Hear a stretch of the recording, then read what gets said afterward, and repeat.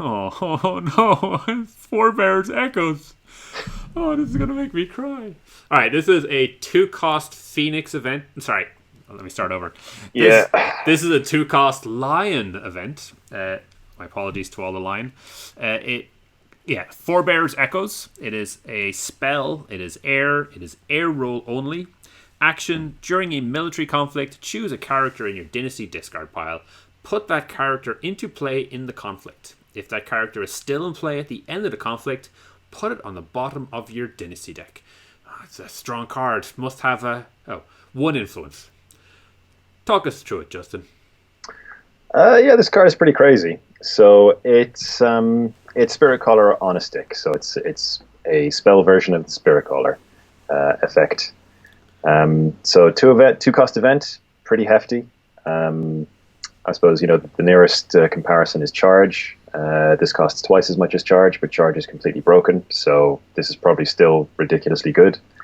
It's a spell, has the air element that really only matters for one card, which is Isawa Uona, who can use this then to bow a non-unique in a conflict.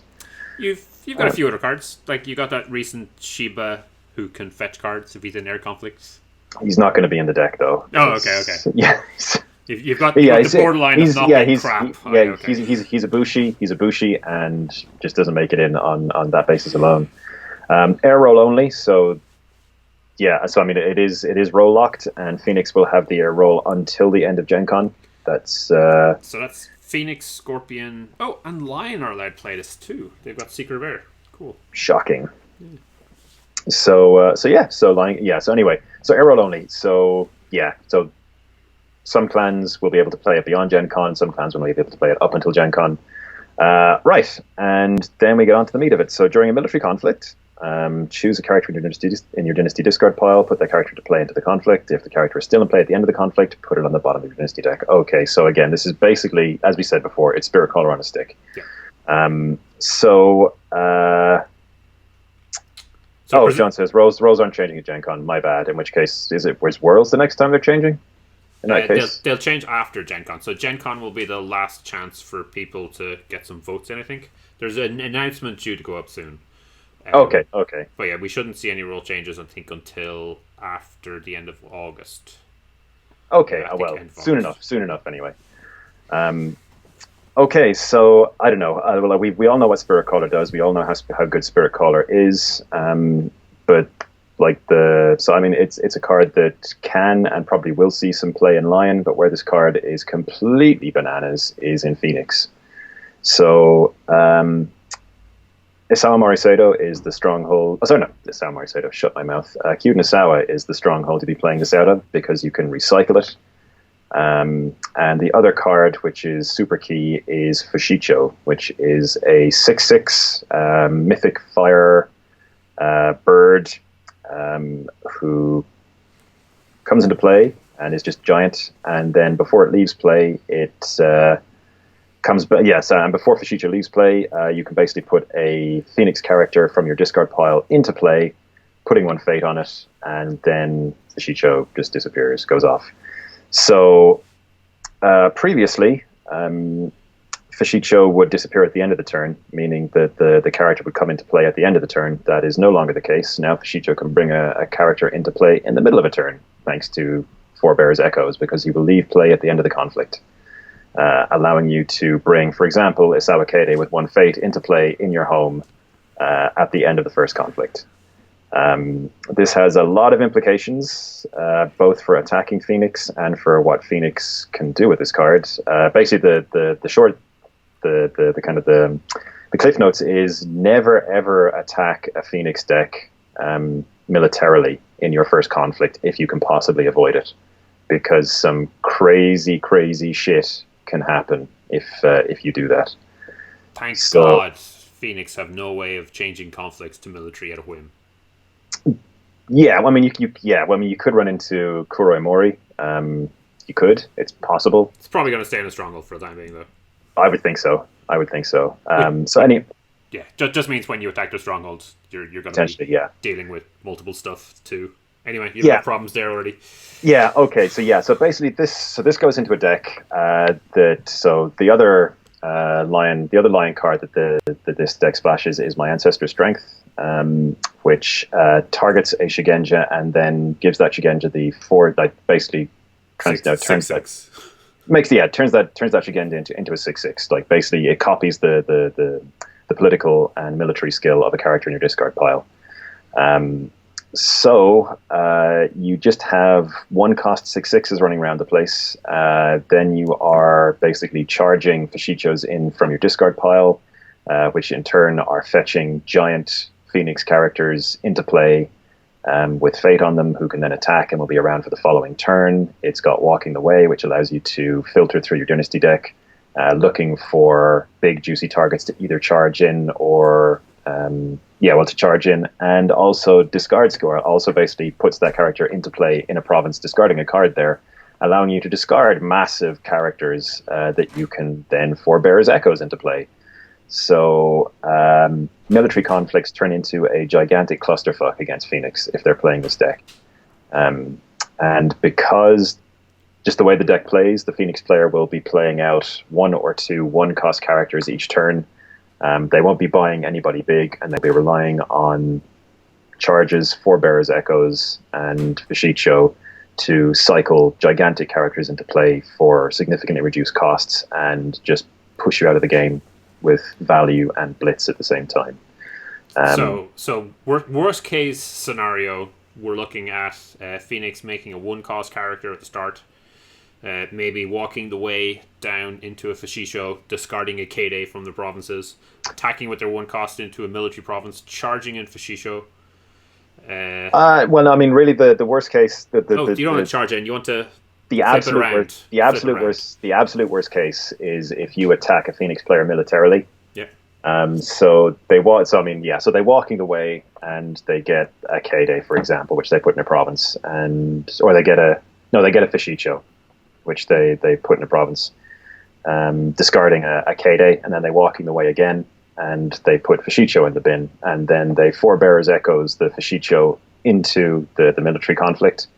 So Fashicho is just a 6/6 giant thing in the conflict, and then at the end of the conflict, which you probably win or at least draw, then Fashicho will summon a K-Day with 1 Fate onto the board, and K-Day will then proceed to presumably wreck your opponent's entire board by voiding anything they've got. And so at the end of turn 1, the Phoenix player will probably still have 4 or 5 Fate in their pool, probably, maybe, and a K-Day on the board, and their opponent will have nothing, and the game's over.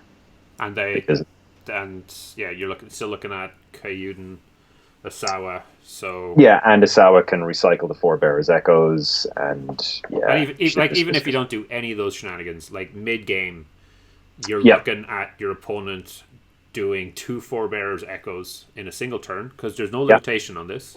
Nope. So 1 Fashicho on the attack military, 1 on the defense military. Potentially, yeah. I mean, bearing in mind that they do go to the bottom of the deck. True. Okay. But Walking the Way shuffles the deck. And look, even if you don't have Fashicho, there's lots of great value you can get from big characters. There are many high value characters, and the deck is also playing charge as well on top of that. Like I said, it doesn't actually buy any of the big guys. It just buys little 1/1s and hoards Fate, and then spends it all on events for the most part. And of course, there's the new Tadaka as well, so you can use the new Tadaka to kind of cheat your way around things a bit. We'll see him soon. Yeah, we'll get to him in a sec. We'll get to him in a bit. What for everyone else? What do we do for players going to Gencon and going to Poland? And Sydney. This is a deck that they're gonna have to really hammer through. It's very possible. So we haven't got the pack over here yet, so I haven't had a chance to test it because I like testing with real cards, and then wildly speculating with internet-based ones. I have no idea how to deal with this. It's pretty tough. I mean, the deck has an awful lot of things going for it, like an awful lot of things going for it. And one of the other things about the deck is that it plays about 22 spells, 23 spells. So Shrine Maiden is hitting 2 to 3 cards with alarming regularity. So it's got ludicrous card draw on top of everything else. Counter spells are something something you really want to play. Unfortunately, like it's a deck like the build I have at the moment, which I'm not sure at all is optimized. Like I'm playing 3 display because display is also a busted card, and why wouldn't you play it? So there are so many high value events that you have to try and stop. That it just becomes overwhelming. Like something gets through, something has to get through. So it's very, very tough. And the thing is, like, I'm not sure how super consistent this deck is. Like, I think it's very consistent. For example, like, who was it? Jesus, Jose was. I think he top phoenixed or top 8'd with the kind of the old version of this deck that didn't have 4 Bearers Echoes. What event was that? Oh God, it was one of the. It was a Kote at the very least, maybe a Ground Kote. I'm not sure. I'd have to go back and look. But the thing is now that Phoenix have 2 distinct flavors of very, very powerful deck. They have the 4 Bearers Echoes, My Ancestor Strength deck, and they also have just the standard grind you out good stuff deck that just kind of controls everything basically. So yeah, I mean, it's 4 Bearers Echoes is an entirely new deck type, almost on its own, or at least maybe not new, but I think it pushes a borderline deck type into really competitive status. Yeah, highly we've noticed there, but the additional interactions are pretty bonkers. And I actually, when we were originally talking about this, I didn't actually realize that 4 Bearers Echoes, they'd left play at the end of the conflict. If it was just a charge effect, it would, for Shisho anyway, it would actually be worse if they stuck around for the rest of the turn. But because you're getting that character ready for the next conflict, that's it's pretty crazy. Like Walking Away has gone from a borderline spell at best to one of the best cards in the entire deck. Like you want to see it every time. It does so much. And I mean, on top of that, it's an air spell. So as I was saying before, Sawa Owona is a lock for the deck because you have so many air spells to cast between 4 Bearers Echoes and Walking Away that you're just bowing down non-uniques in conflicts. And just looking through here, it was at Birmingham. Birmingham, there we go. Jose top 8'd with Fashisho and My Ancestor's Strength and charges in the deck. So this is already a proven deck type. Well, I mean, you can't really say that. Jose's a fantastic player, so no real surprise. But being able to just take that deck straight, slot in 4 Bearers Echoes, and then go to town. Trust me, like 4 Bearers Echoes takes it to a completely different level. Like just the raw consistency as well as the explosive mid-turn power of being able to, like I said, just slap down a Fated K-Day, potentially, at the end of their first conflict is. And the thing is as well is that it doesn't spend a lot of fate. Like you buy a 1 cost, like a 1 cost Shigenja, you buy a 1 cost Shigenja, you pass, so you've got 6 fate potentially left over, and then you spend like 3 of it on events, and then next turn you've got 10 fate, and you buy a 1 cost Shigenja and maybe a 2 cost Shigenja. So kind of toward turn 3, turn 4, it can have all the fate in the universe, which is a bit of a concern. Yeah, it's like, I mean, like it's a super good deck, and Phoenix still have like the mainline kind of the bog standard Tadaka deck, which is also extremely good. So, all right, that'll be interesting. It's one of the, it's certainly one of the biggest cards in the pack for sure. There's actually several. There are a lot. Yeah. Let's move on to Fate side, Sawa Tadaka. So this is a Phoenix unique conflict character, 5 cost, 5 military, 3 politics, 2 glory, Shigenja Earth Elemental Master. Crab and Phoenix clan only. Disguised Shigenja. Action, during a conflict, remove one or more characters in your Dynasty discard pile from the game. Look at that many random cards from your opponent's hand. Choose and discard one of those cards. 2 influence. So, tell us about New Tadaka. Okay, well, I mean, New Tadaka is not as good as Old Tadaka. So, yeah, I mean, basically, as far as I can tell at the moment, yeah, there are 2 competitive Phoenix archetypes right now, 2 super good Phoenix archetypes, and that is Dynasty Tadaka deck, which is the Phoenix deck we've all come to know and love, all come to know and loathe. But this Tadaka fits into the other deck, fits into the Fashicho Charge Ancestor Strength deck. That's where he goes. And he's still really good in that. So in that deck, I've been running 6 4-cost non-uniques, Fire Elemental Guard and Prodigy the Waves, both of which are very, very good and actually quite important characters in their own right. And Tadaka is then just a 1-cost addition on top of those, and allows you to do things like, for example, you can Ancestors so you can charge your Ancestors a guy in. You can then just use Tadaka to overlay that character for a cost of 1. The ability is reasonable, perfectly reasonable in the deck. You will have a lot of characters in your discard pile because you are binning everything every single turn. So he just fits in. He's another Straighten. He's big stats, and he usually costs you 1. So he's very, very good. Is it worth playing Mia Satoshi with all of this discarded action? No. Right. No. I don't think so. I think Walking the Way is enough. Satoshi is a big investment in a deck. You only want to be buying 1-cost characters or 2-cost characters. You can say it. Satoshi's not a Shigenja, and therefore isn't a real person as far as the Phoenix are concerned. Pretty much, yeah. I think that's kind of how it works. No, I mean, so like Satoshi's good and he works in other decks, but just not these ones. So this does have 2 influence, but the only clan that can splash Asawa Tadaka is Crab. Yeah. And as we can see in the background on the art, that is Kuniyori. So Asawa Tadaka is investigating the Shadowlands down in Crablands in the story, as far as we're aware. Does this card fit in? I don't think the standard deck has a lot of Shigenja in it, so it does have the Witch Hunter, Steadfast Witch Hunter, but I think that's about it for the Shigenja side. They've got a few other ones, I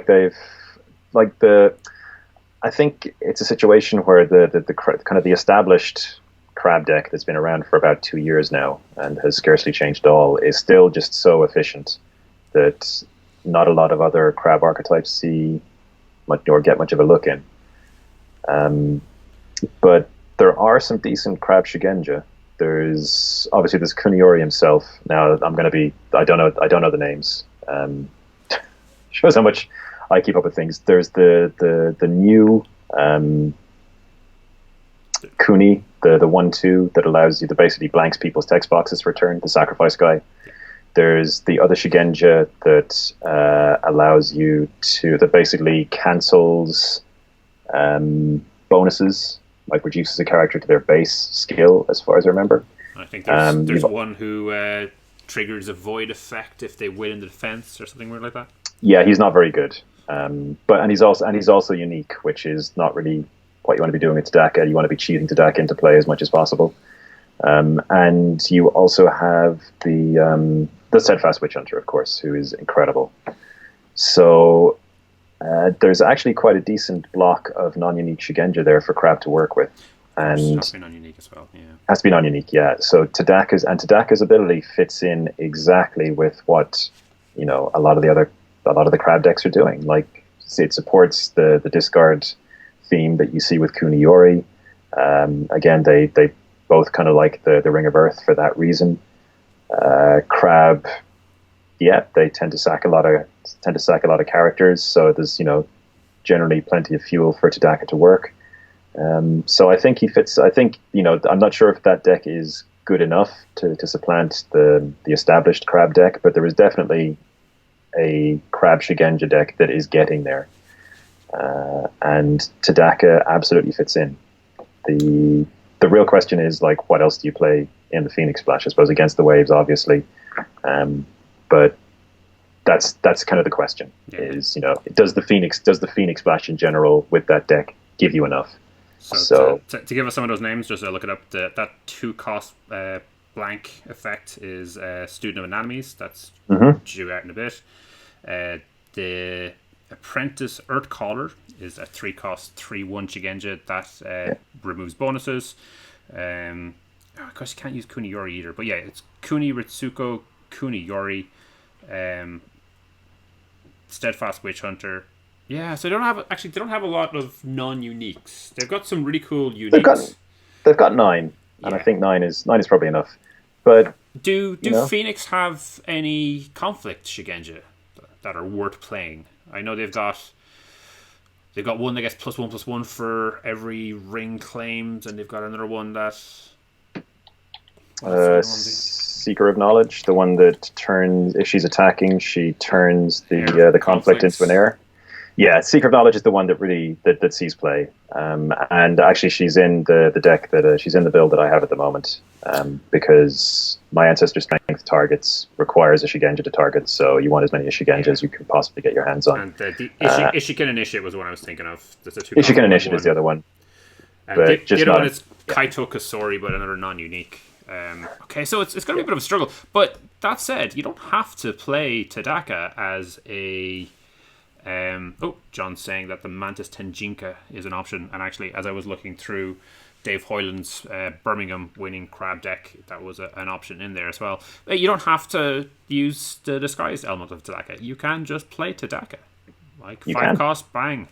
And we've certainly seen... I know 5 costs is a big investment, but you have the option to straight away pass and then drop Tadaka down when you're ready. And actually having a big character like that can have good applications. It can be a healthy play. Yeah, indeed.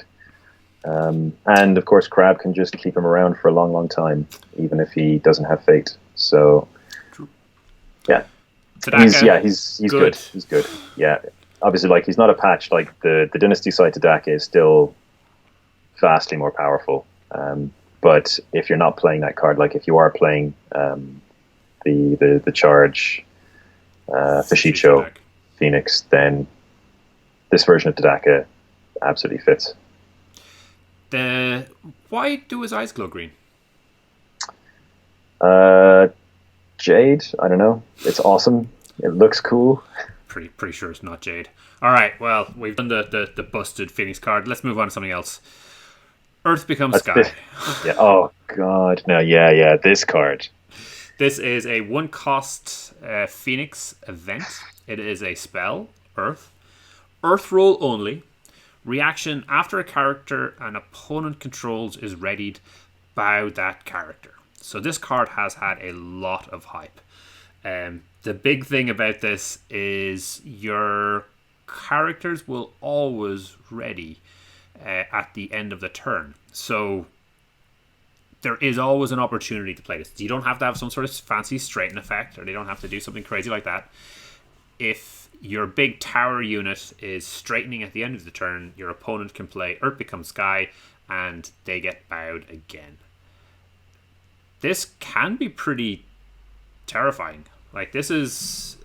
If two of them were played on you in a single turn, that could clear out your available board for the next turn, and then you're just relying on whatever you flip in provinces. Like, this feels like, well, for a start, it's definitely anti-tower.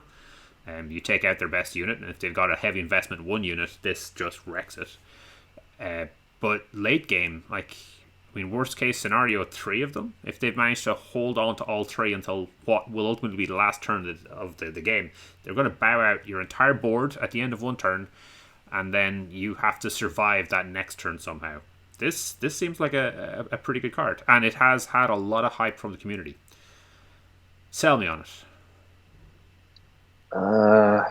Okay, I'll sell you on it. I'll try. Change my mind. Oh, change your mind? I'm not really sure I can change your mind. Like, I think this card is potentially really, really crazy. So yeah, like you've already gone through it. At the end of the turn, characters will straighten. This immediately bows them again, and they will not be available for the following turn. So if you're reaching kind of the critical turn, kind of turn 4, turn 5, generally, where you're both down a province or 2 or 3, and you're at strongholds, then you losing your 2 best characters on board is devastating. So it's a bow effect. So there aren't a lot of counters to it. It's deeply punishing for Crab, actually, who like to keep their guys around, but frequently don't. Actually, it can be punishing for Crab, but we'll leave that alone. So depends on your board, yeah. Yeah, it depends on the board. So yeah, I mean, but it potentially bows out a board on a critical turn, which is, as we said, game ending. But it can do quite a bit of damage in the mid game as well.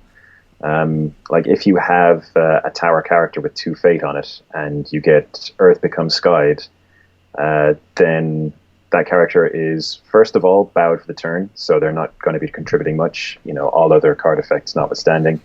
But that character is also effectively losing a fate for no effect, or for no benefit. So, like you said, you might have a tower character with 2 fate on it, gets Earth becomes Skied, your opponent attacks voids that character, and then that character is, the value that you've invested in that character is severely diminished by this card. So flip side. Let's spin it a different way. Mirumoto's Fury doesn't currently see a lot of play. It seems a little bit of play, but not much. Because it's restricted.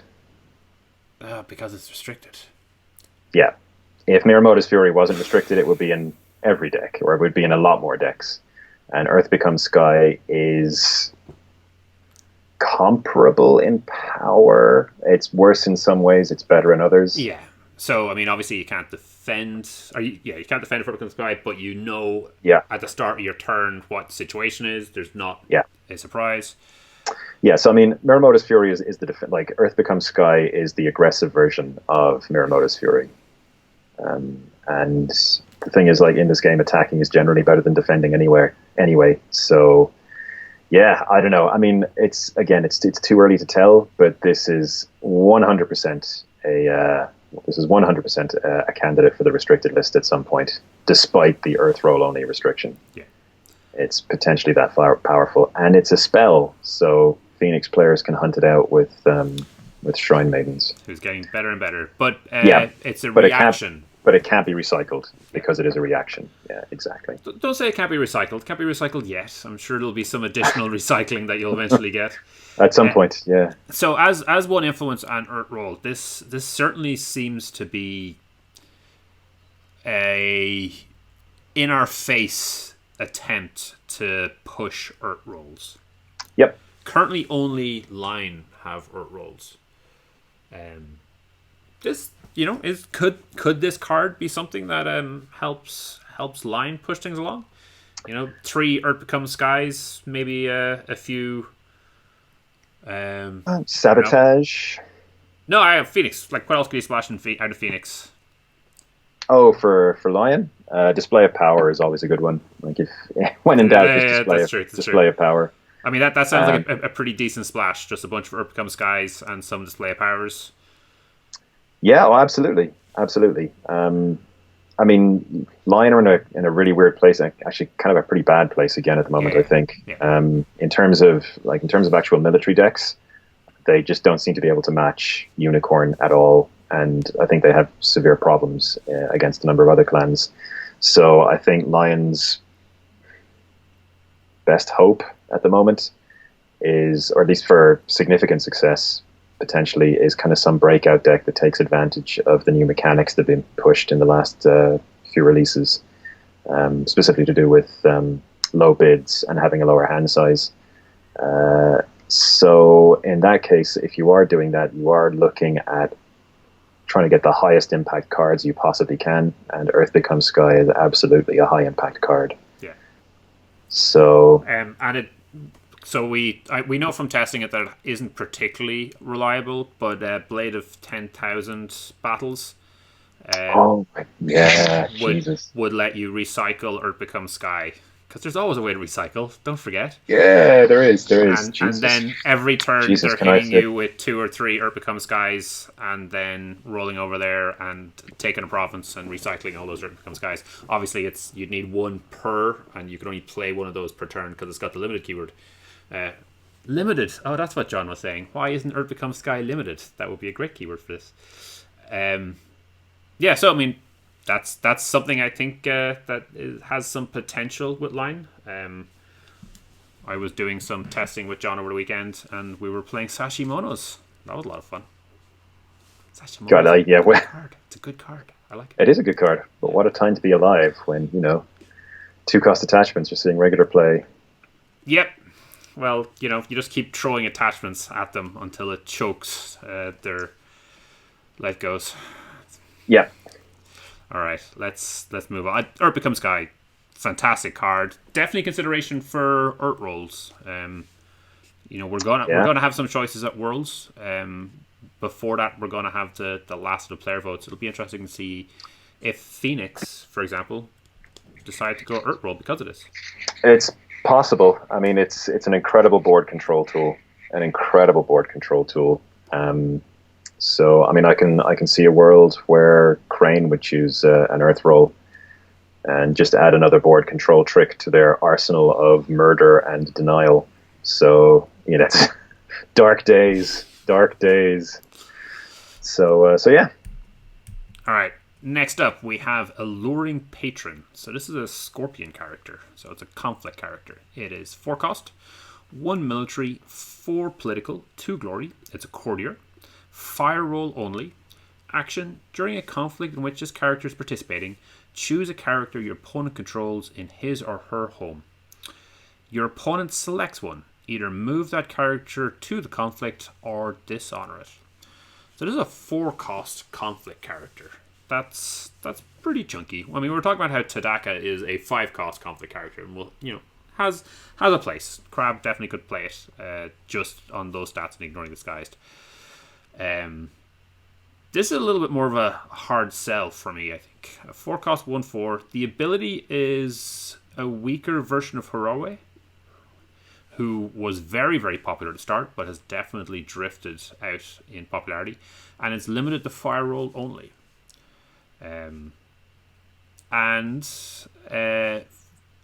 Conflict characters are something that the Scorpion have a glut of already. And for 1 more fate, you're getting Kachiko. Yeah, I'm not sure this is actually a Scorpion card. I think this is a Crane card. Oh, probably. Okay, so let's look at that again as if it's Crane. So 1 4 for 4, 2 glory. Okay, yeah, they like the glory. Having 2 glory is decent because you can honor it up. Yeah. During a conflict in which his character participating, choose a character your opponent controls in his or her home. Your opponent selects one. Either move that character to the conflict, where they're going to get dueled, or dishonor it, where they're going to get... yeah, something horrible is going to happen. Probably dueled, possibly noble sacked. Who can tell? Okay, yeah. So this is a cool way to get characters in for dueling against or dishonor them, both of which are great. Yeah. Or if they're dishonored, you force them in so you can duel them and kill them. So I think it's because they can't.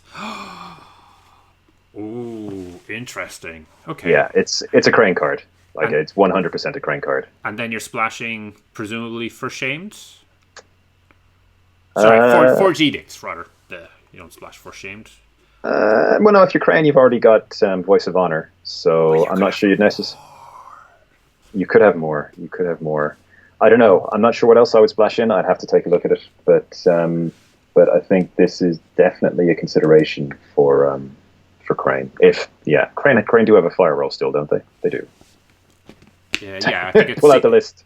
Yeah, I got it here. I think it's Secret of Void and Secret of Fire. No, I don't have it up here. I'll find it in a second. Yeah, it's grand. But yeah, so that's where I think she actually fits. So I don't know. Yeah, so I don't know what else you would splash in. I hadn't actually looked at it specifically, but looking at this card is, it feels to me like it's 100% a Crane card. That's where its best home is. And hey, like there honestly, there's nothing wrong with. It's frustrating for a faction. Like this is a card that's going to be frustrating for John. Has sent me the rules. I have the rules here. I was right. It's Secret Fire and Secret Void. It can be frustrating for factions to get a card that's so clearly designed for another clan. I'm sure the line are furious. And this is maybe a bit of a disappointing card for Scorpion. But certainly could have some play. I mean, even Dragon are looking at some courtiers down the line and run some similar move in dishonor kind of things, because the dueling cycle is good. So this might be something that Dragon start playing down the line too. But yeah, I mean, cards to splash can be frustrating, but they're certainly not bad when you're looking at it from outside the clan. And when you open a pack, the majority of your cards are going to be outside your clan, so there's nothing wrong with that. Yeah, and for politics as well. So we have Dave incensed that you would splash Forged Edict and give up policy debate. She's also for politics skill for policy debate. True. So drop her into a conflict with some low political skill chumps and policy debate away. But you don't policy debate because you're playing Steward of Law, and when you've got Steward of Law in the conflict along with her, then they have to move in. Yeah, I don't know. I mean, maybe you would play Steward of Law or Alluring Patron. I'm not sure. It's one of those things that you would actually have to sit down and build. And oh, sorry, it is Rob. My apologies. Sorry, Rob. It's not Dave. Similar, both go by Jester. Have a Jester handle. So anyway, let's move on. Indeed. Speaking of cards that infuriate the Scorpion, we have Soft Skin, which is great artwork, but less great text. So it's a 2-cost +0 military +0 political attachment. It is a poison. Attached character cannot ready unless its controller discards the top 3 cards of his or her conflict deck. So this is the discard mill thing that never works anyway. So yeah, if you're trying to mill out your opponent's deck, you probably want to bid 5, because if everyone's bidding 1, that's never going to happen. If everyone's bidding 5, then you're not pressuring them for honor as much. I mean, I know the Plumbo style Dishonor deck does draw in 5 and then does pressure you with the cards it draws. But like, if you've managed to get them down to the last few cards, they just start not readying, and then they don't discard the 3 cards. And even if you manage to get them all the way down and they lose all the cards, it just triggers a 5-point honor loss. So, you have to have them you have to pressure honor and pressure card discard. This seems terrible. I don't know what's going on. And this isn't the first time we've had a card like this. Like, they're definitely pushing a Scorpion mill deck, but without a mill strategy. Because, have you got anything? No, I really don't. Yeah, like you're saying, like, you have to be pressuring their honor for this card to matter. And if you are playing a deck that is successfully pressuring their honor while milling them out, you would probably just win even more if you took out all the mill cards and played cards that directly affected the board. Like this might be down the line. You might get a stronghold that says,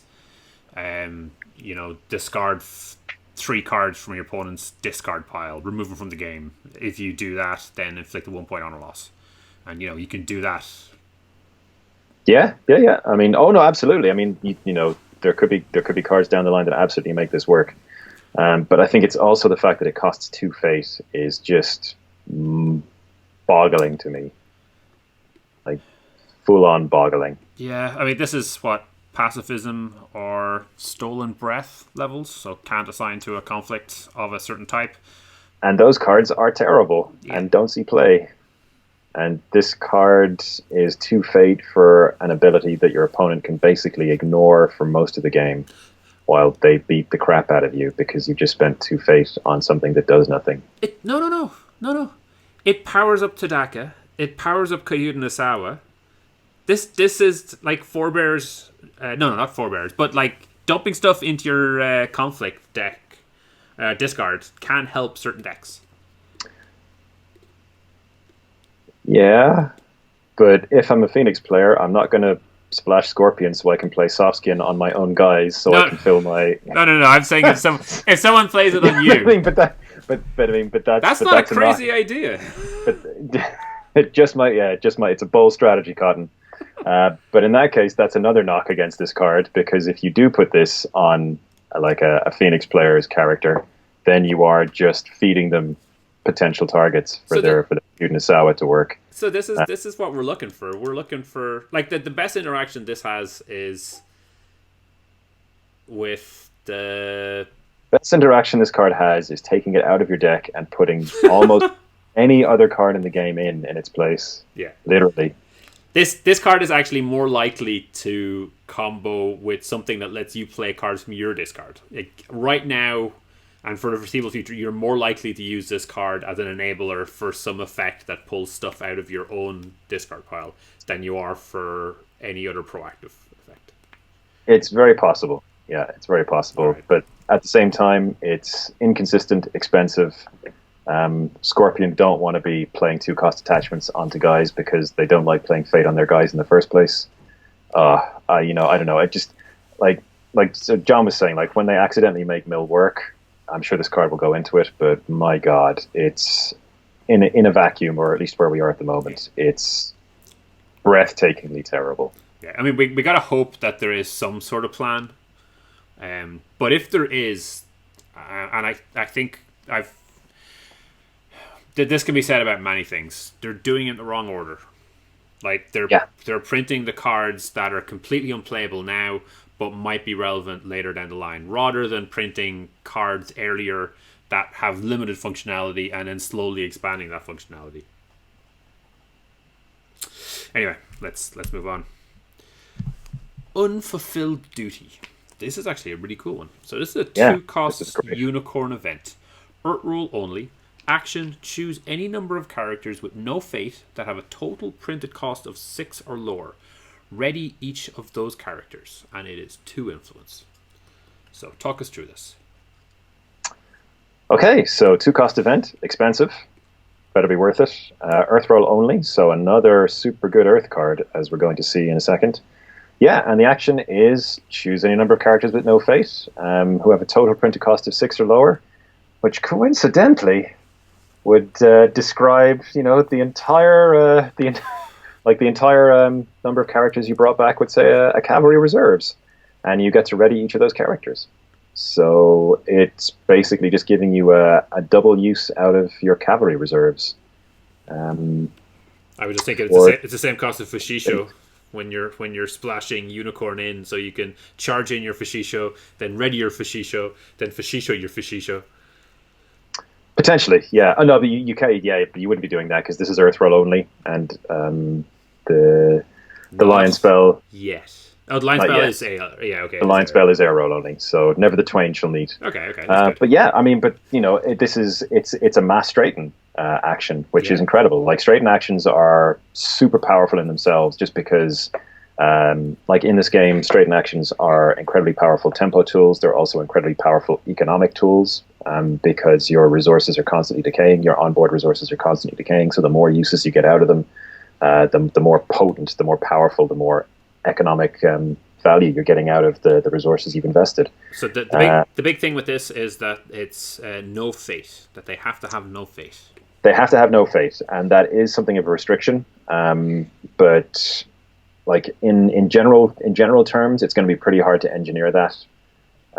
It can happen, but it's going to be very situational. If you got it in play and you see you've got one character on the board with no fate, and you're about to do your dynasty phase, you can choose to push out a number of no fate characters. As you mentioned, you've got cavalry reserves. You've also got charge as an option that will get no fate characters on the table. It is possible. It might be a play where you attack with Void and then end up voiding a fate off one of your own characters, so you're then able to play Unfulfilled Duty, straighten them, and then go in for that last attack. Yeah, it's absolutely possible. But yeah, like I said, it's a straighten action that can potentially target a number of characters. Like if this straightens 3 or 4 characters, that's ludicrous. That's crazy town. So yeah, this card is just another incredible Earth Roll card. They really are pushing Earth. And arguably, this speeds up the game even more. Like, if this is, I mean, Unicorn are pretty fast already because they have the option of doing 3 conflicts in a single turn. But this certainly is an enabler for that kind of play where you're going in, breaking 1 province, and then straightening a chunk of characters. And let's face it, I mean, 6 total combined, it's probably maybe half your board, sometimes all of your board. Yeah. And then you're just going in and doing it. So this speeds up the game by an entire turn if things are going well for the player who's playing this. Yeah, absolutely. I mean, but when we've seen that pretty consistently over the last kind of year or so. Like they've made a seriously concerted effort to speed up the game by really significant amounts. I mean, yeah. And yeah, I mean the game has been very slow, so that's not necessarily a bad thing. I mean, not necessarily a bad thing, but at the same time, like managed carefully. It does need to be managed carefully. And again, it's one of those situations where you have an awful lot of kind of game breaking events, and you have an awful lot of counter spells. So counter spells are becoming more and more important now. I think the emphasis has changed a little bit. I mean, whereas kind of maybe a year ago, counter spells or like forged edicts and things like that were just kind of suffocating ways to slow your opponent down and just hold them down and prevent any kind of comeback or preventing anyone from working their way back into the game. Yeah. But now they are very, very important because some of the events that you can be faced with can be absolutely game-changing, like Unfulfilled Duty, Cavalry Reserves, Display of Power, things like that. Yeah. So and those cancels still aren't ubiquitous. I mean, obviously we're seeing Censure and Defend Your Honor floating around a lot these days. Yeah. But the prime ones are Forged Edicts and Voice of Honor, and those 2, while anyone could splash them, are essentially locked into those clans because it's incredibly like Crane can guarantee Voice of Honor. Very few people can otherwise. And Scorpion minimize the impact and are able to essentially guarantee, even though if it locks a lot of their decks into Courtier only in a similar way to Phoenix have been locked into Shigenja only. But they're able to reliably do that. But everyone else, they're out there doing the best they can. Ooh. We just have news that Canada just announced a Grand Championship. Ooh, nice. Yeah. So this is the last card we have in the pack. With the upcoming tournaments, how do you think things are going to play out? Hard to say. Well, I suppose if we go through it by clan, Crab, I don't think we've seen enough from the first 2 packs to really change what Crab have been doing. I think the Crab deck will remain the Crab deck for the time being. Yeah. I mean, we still have the possibility of the infinite combo deck with Gateway to Mado, I think it is. Yeah, so I strongly object to that particular deck on principle, but I don't think it's going to be winning tournaments. I think the classic style that they have is going to be far superior. I mean, yeah, I think you could maybe put that in as your Void Province just because there's some fun interactions you can make. That actually help you defend your province or get some benefit out of it. So just playing the province alone is probably fine because you're just subbing out Pilgrimage maybe. But I wouldn't go full in with Tadaka and Broker and the lot. Oh, Taka. Sorry, yeah. So like I said, I don't see that deck changing too much. Obviously, Spyglass hitting the restricted list is going to drop the power of that deck by quite a bit. Because, I mean, when you're faced with I mean, it's when they're losing rebuild probably because of it, which they won't. I mean, but from what I've heard, they have just been switching over to that new reaction to winning, where you draw 2 cards and then discard 1. Very good. Yeah, Spoils of War. Spoils of War. Yeah, because Yeah. I believe Okay. it's similar influence. So Yeah, that seems pretty fair. But Spoils of War like isn't nearly on the same power level as Spyglass, especially on a character who will be showing up to multiple conflicts thanks to Mountain Does Not Fall and Fight On. So I think that the nightmare was that a crowd player would slap down a reasonably chunky character, Borderlands Defender or something, and then just go Spyglass, and from then on you were just you were up shit creek basically from then on. They're able to lock you into the bid 1, and then they're drawing a bundle of cards, and then then you lose. Yeah. So pretty classic. Yeah, absolutely. So I mean, the comparison, so Spoils of War is not remotely on that kind of power level. So that deck is going to take a hit, but that's fine. That's fine. I mean, it was very, very strong, and not a lot of fun to play against, it must be said. So Crane, we've seen they're getting. I feel like they're playing the same deck, just adding a few more elements to it. So it's getting scarier and scarier. It is. Again, kind of Crane feel like they're on the verge where they can split off into several different directions if they want to. The dueling deck is obviously still going. They have kind of the classic Guest of Honor deck, Guest of Honor if they want. But they've got a whole bunch of new control tools, a whole bunch of new kill tools. So we might see a completely new archetype form around those. And they're still just super strong. Like we were talking before the broadcast, they just have a whole bunch of excellent cards. Mm-hmm. Like you go through a Crane deck, and it's very hard to find a card that isn't just fantastic. And that kind of quality has got to stand to them, I think, at some stage. I mean, they've never really been terrible, but they've never really been dominant. So I don't know. I'm not sure if they're quite in a position where they can be dominant or where they will be dominant right now, but I would certainly put them in the top 3 clans at the moment. Yeah, that seems reasonable. And it's something you have to factor in, all that kill going around. How do you make sure you're remaining honored when they're hammering in so many dishonor effects? Are you going to be able to win duels? Can you out-tower their towers? Or can you afford to even try towering if they're just going to kill that massive investment? That's going to be an instant game loss, essentially. Yeah, absolutely. Now, I mean, Crane do present some really difficult questions. So, yeah, they like I said, they're just very, very strong, very, very, very, very rounded, and capable of going in a lot of different directions. So, yeah.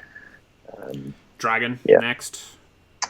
Feel like we're in a bit of a weird spot. I know the Dragon players are kind of experimenting around to see what's out there.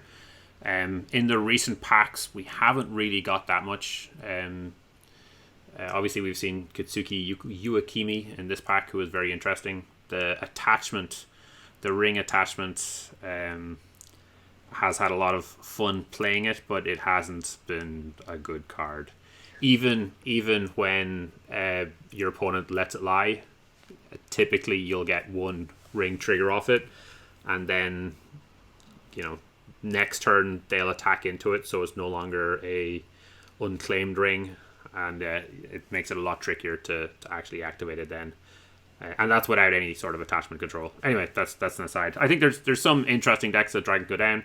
There's Duel to the Death is something that they can splash in and add to their existing dueling deck.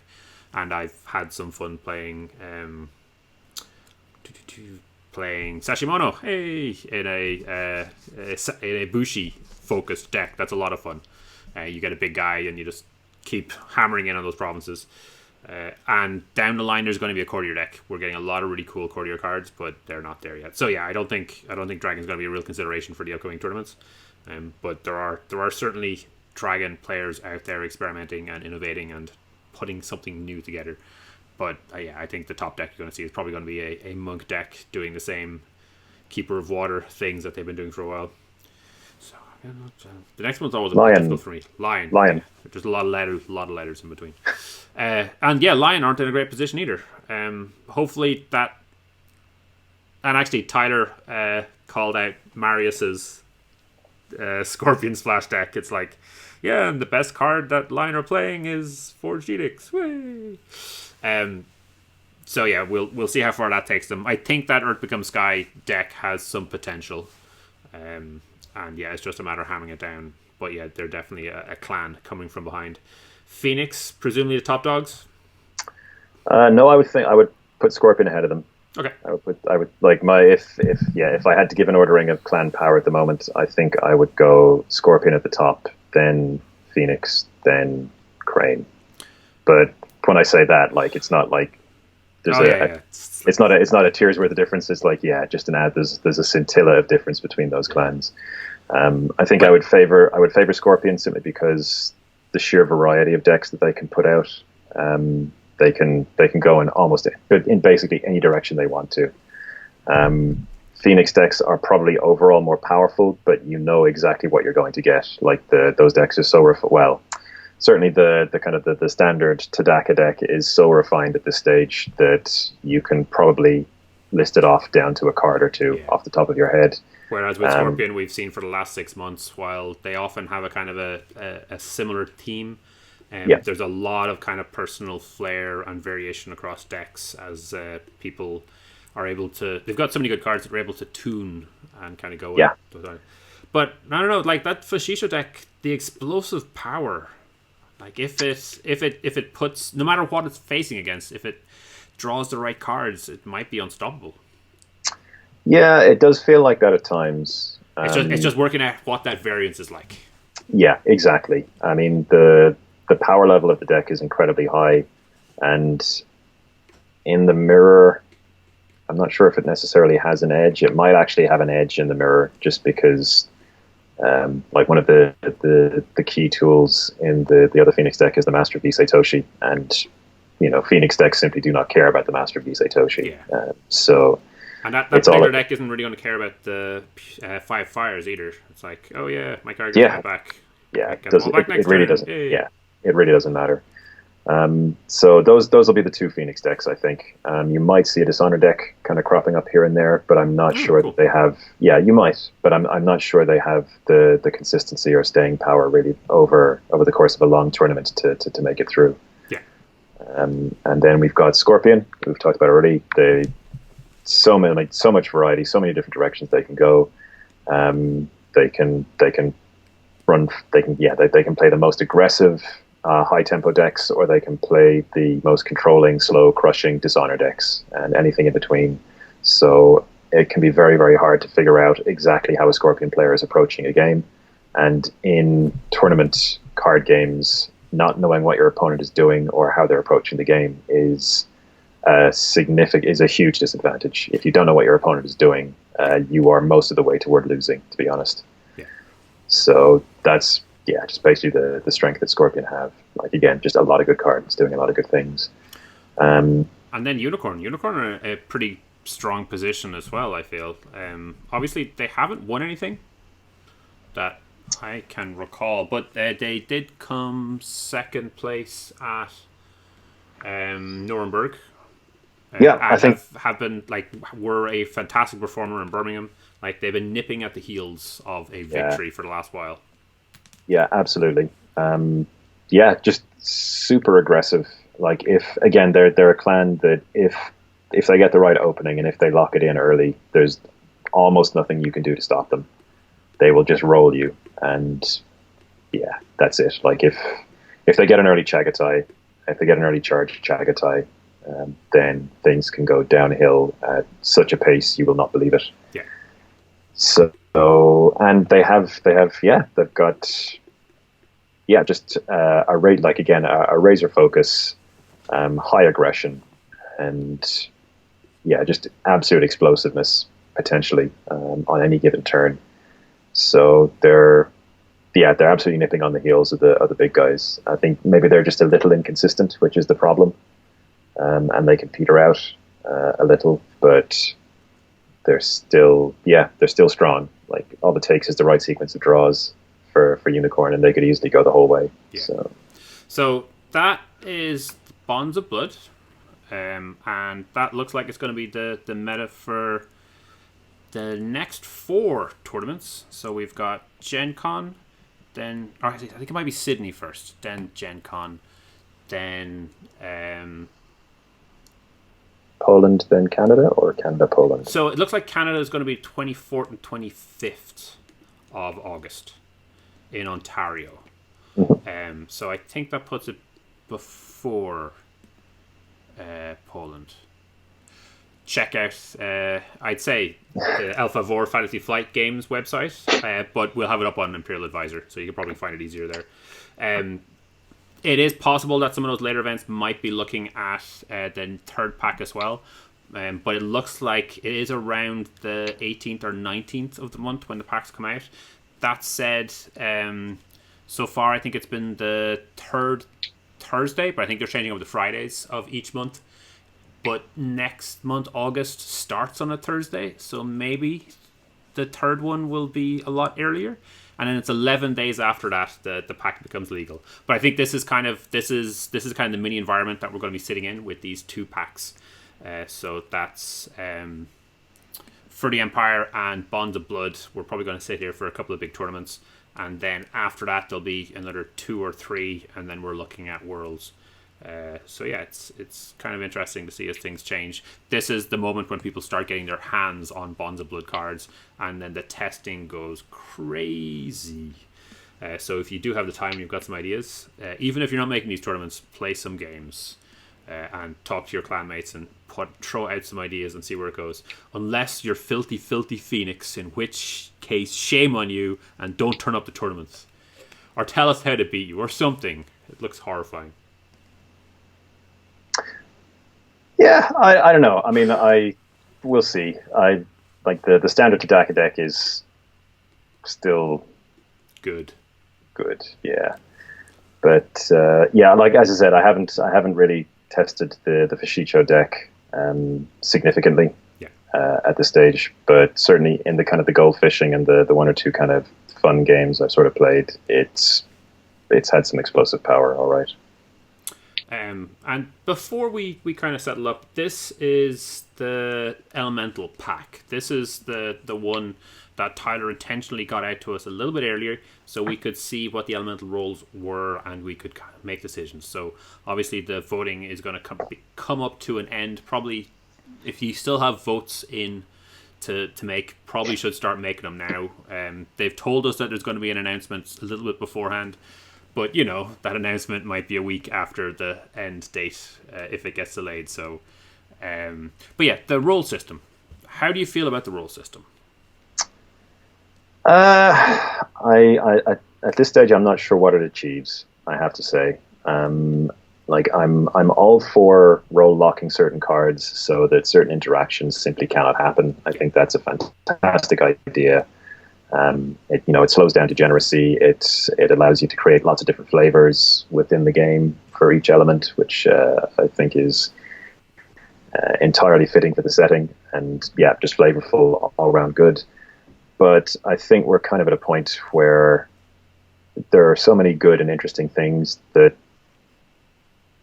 I would like to play, but I feel I am going to be restricted in what I can play now by the list. I just think it's run its course. I think it was interesting and maybe useful for the first kind of year and a half of the game. Yeah. But I think at this stage it's just a hindrance.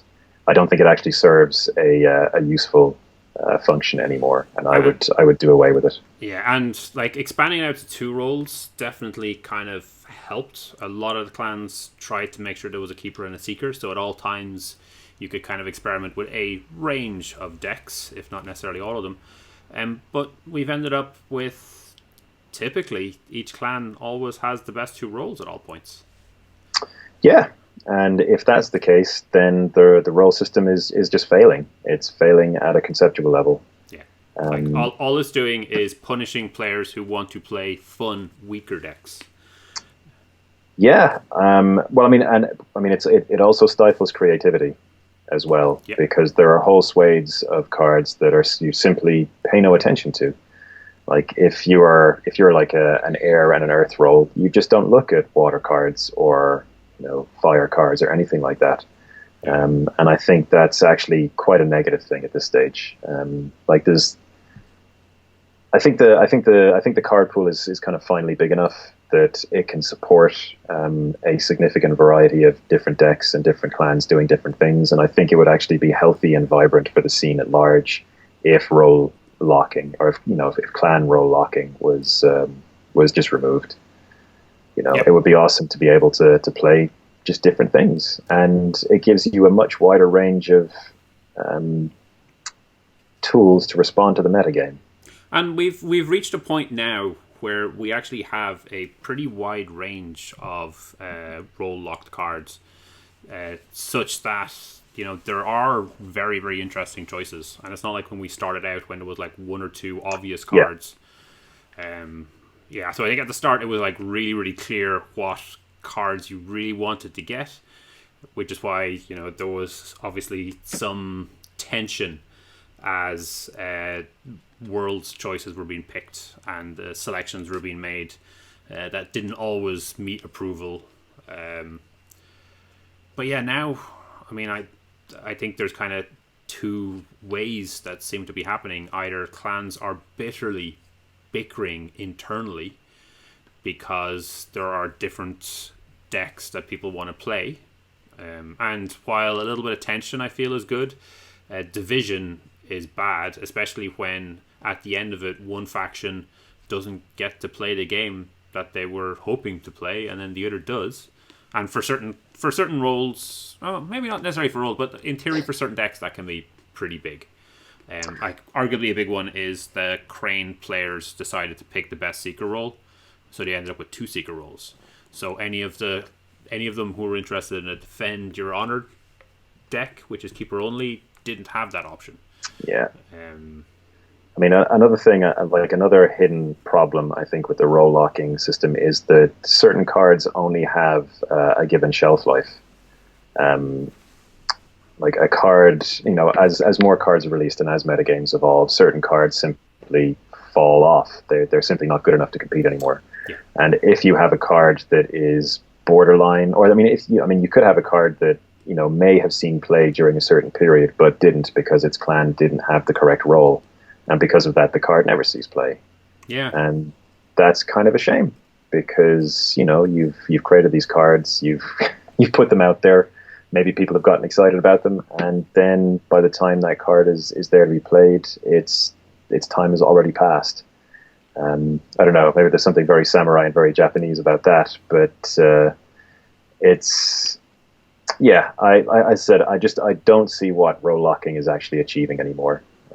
It did for a while. I think it was useful for a while, but right now I think there's enough variety, enough complexity, and enough options, enough viable options that players shouldn't be restricted in what they play. It feels kind of mean now, is really how it feels. Yeah. And we've got Worlds coming up in a chunk of time, so it's obviously a few months away. And yeah, you'll have a bunch of players who pick roles. So it'll be interesting to see how they approach things, and maybe whether some people will address that with Tyler to say that they don't necessarily think it's a good idea. Because right now the only thing that really sells it to me is those top of clan players at Worlds getting to make a decision that influences the clan. That feels like it should be something big. It should be, an incentive. It should, because they get to influence how their decks are played. But it's not like it was when it was originally designed, because you get 2 roles, and the role that the Worlds player picks will be gone in, what is it, like 8 months? 8 months, like I think. Yeah. So it's not like it'll be around for Worlds next year. The impact is certainly lessened.